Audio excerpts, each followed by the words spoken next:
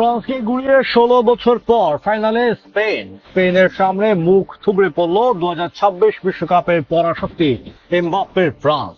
2026 FIFA বিশ্বকাপের প্রথম সেমিফাইনালে এক ঐতিহাসিক ও অবিশ্বাস্য পথ পরিবর্তন। আধুনিক ফুটবলের অন্যতম পরাশক্তি ফ্রান্সকে কিভাবে বিদায় করে দীর্ঘ 16 বছর পর বিশ্বকাপের রাজকীয় ফাইনালে পা রাখল 2010 সালের বিশ্ব চ্যাম্পিয়ন স্পেন। ডালাসের মাঠে যখন দুই ইউরোপীয় জায়ান্ট ফাইনালে টিকিট কাটার লক্ষ্যে মুখোমুখি হয়েছিল, তখন পুরো ক্রীড়া বিশ্বকে স্তব্ধ করে স্পেনের নিখুঁত কৌশলের সামনে সম্পূর্ণ মুখ থুবড়ে পড়ল কিলিয়ান এমবাপ্পের শক্তিশালী ফ্রান্স। ম্যাচের শুরু থেকে শেষ মিনিট পর্যন্ত ফরাসিদের মুহুর্মুহু আক্রমণ কিভাবে রুখে দিল স্প্যানিশ রক্ষণভাগ। 19 বছর বয়সে বিস্ময় বালক লামিনে ইয়ামাল কিভাবে ফরাসির ডিফেন্সকে বোতলবন্দি করে পেনাল্টি আদায় করলেন, আর ম্যাচের শেষ মুহূর্তে এমবাপ্পের একের পর এক শট রুখে দিয়ে কিভাবে জয়ের নায়ক বনে গেলেন গোলকিপার উনাই সিমন ও ডিফেন্ডার কুকুরেয়া। চলুন এই ভিডিওতে পুরো ম্যাচের রোমাঞ্চকর ঘটনার নিখুঁত ব্যবচ্ছেদ করা যাক, তাহলে দেখতে থাকুন। বন্ধুরা, ডালাসের এই সেমিফাইনালের শুরু থেকে দুই দলই আক্রমণাত্মক ফুটবল খেলতে শুরু করে। ম্যাচের 14তম মিনিটে প্রথম দারুণ সুযোগ পেয়েছিল ফ্রান্স। কাউন্টার অ্যাটাক থেকে কিলিয়ান এমবাপ্পে বিদ্যুৎ গতিতে বল নিয়ে স্পেনের বক্সে ঢুকে পড়েছেন। তার সামনে তখন কেবল পেড্রো পোরো ও গোলকিপার সিমন ছিলেন। তবে স্পেনের তরুণ ডিফেন্ডার কুবারসি অভিজ্ঞ জাপোর্টের নিজেদের পজিশন ধরে রেখে দুর্দান্ত এমবাপ্পেকে রুখে দেন।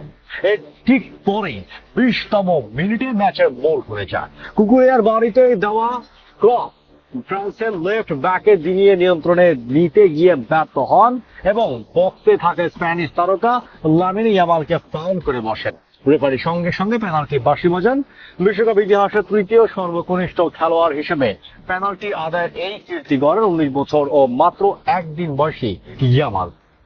23তম মিনিটে পেনাল্টি থেকে নিখুঁত শটে স্পেনকে 1-0 গোলে এগিয়ে নেন মিকেল ওয়ারসাবাল। পিছিয়ে পড়ার ঠিক পরে ফরাসি ডিফেন্ডার সালিভা ইনজুরিতে পড়ে মাঠ ছাড়লে বড় ধাক্কা খায় ফ্রান্স। চলুন স্পেনের অবিশ্বাস্য জয়ের নেপথ্যের কৌশল ও দ্বিতীয়ার্ধের রহস্য তুলিয়ে দেখা যাক।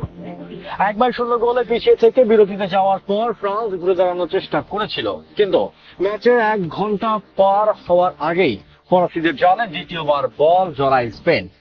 58তম মিনিটে এক দুর্দান্ত কাউন্টার অ্যাটাকে গোল সাথে চমৎকার 1-2 খেলে ফ্রান্সের কিপার মাগনিওকে পরাস্ত করে ব্যবধান 2-0 করেন পেড্রো পোরে। ঠিক 3 মিনিট পর আবারও ফ্রান্সের রক্ষণভাগকে কাঁপিয়ে দিয়েছিলেন লামিনে ইয়ামাল। একক চেষ্টায় তিনি বল ফ্রান্সের জালে জড়ালেও লাইন্সম্যান অফসাইডের পতাকা ওড়ান। VAR প্রযুক্তিতে দেখা যায় ফরাসি ডিফেন্ডার ডিনিয়েকে থেকে মাত্র কয়েক মিলিমিটার এগিয়ে ছিলেন এই বার্সা তারকা, যার কারণে গোলটি বাতিল হয়। তবে এই বাতিল গোল প্রমাণ করে দিচ্ছিল যে স্পেনের আক্রমণ ভাগের গতি সামলাতে ফ্রান্সের ডিফেন্স কতটা হিমশিম যাচ্ছিল। ম্যাচের শেষ 10 মিনিটে সমতায় ফিরতে অল আউট আক্রমণে যায় ফ্রান্স। ফরাসি অধিনায়ক কিলিয়ান এমবাপ্পে ও হার্নান্দেজরা মুহুর্মুহূর্ত আক্রমণ চালাতে থাকেন স্পেনের বক্সে, কিন্তু স্প্যানিশ গোলকিপার উনাই সিমন এবং ডিফেন্ডার কুকুরেয়া এদিন মাঠে যেন এক দুর্ভেদ্য দেয়াল তুলে দাঁড়িয়েছিলেন।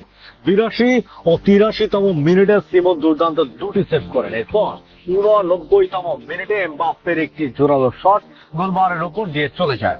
ঠিক পরের মিনিটে অর্থাৎ 90তম মিনিটে এমবাপ্পের আরো একটি বিপজ্জনক শট নিজের পেনাল্টি বক্সের ভেতর থেকে অবিশ্বাস্যভাবে ক্লিয়ার করেন কুকুরেয়া। আর এই নিরেট রক্ষণের উপর ভর করে ফ্রান্সের সব চেষ্টা ব্যর্থ করে ফাইনাল নিশ্চিত করে স্পেন। দীর্ঘ 16 বছর পর আবারও বিশ্বকাপের ফাইনালে পা রাখলো লা রোজারা। তো বন্ধুরা, 2026 ফিফা বিশ্বকাপের এই মেগা সেমিফাইনালে ফ্রান্সের মতো পরাশক্তিকে বিদায় করে স্পেনের ফাইনালে ওঠাকে আপনারা কিভাবে দেখছেন? লামিনে ইয়ামাল স্পেনের তরুণ দলটি কি পারবে এবার বিশ্ব জয় করতে? যে কোনো উগ্রতা না দেখিয়ে অত্যন্ত সাবলীল ও শালীন ভাষায় আপনার মূল্যবান মতামত আমাদের কমেন্ট বক্সে লিখে জানান। 2026 ফিফা বিশ্বকাপের ফাইনালের প্রতিটি লাইভ আপডেট এবং ইনসাইড টেকনিক্যাল অ্যানালাইসিসের জন্য আমাদের চ্যানেলটি এখনই সাবস্ক্রাইব করে বেল আইকনটি প্রেস করুন। দেখা হচ্ছে পরের ভিডিওতে। ধন্যবাদ।